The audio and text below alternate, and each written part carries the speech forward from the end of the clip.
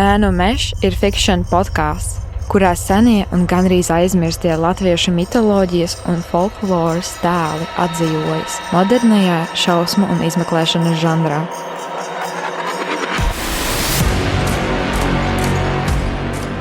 Notikumu centrā ir jauns kultūrologs Ēriks Kauliņš, kurš ir pārliecināts, ka latviešu mitoloģija ir īsta, tās būtnes ar mums. Pirmās epizodes nosaukums – Nāvējošais papardes zieds. Kvint, tev jādara tā, kā latvieši dara. Jāņu naktī visi meklē papardes ziedu. Tiešām? Tas nesot laimi, mūžību, veselību un, zin kā, arī labu bagātību. Bet atrast, tas nav viegli. Ok, sure, jā, tā ir tradīcija. Kur man jāiet? Reku tur, tajā tur mežā. Labi, es lībušu atpakaļ.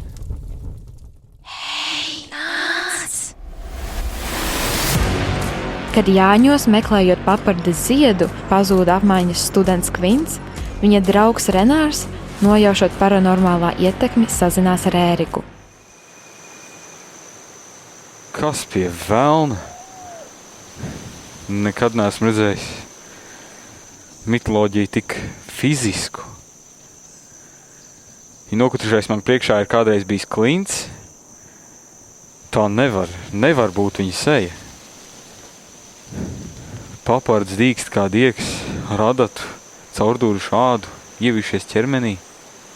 Viņa skeletols sēdz miesa, no kuras augošie dzinumi ir sākuši ziedēt.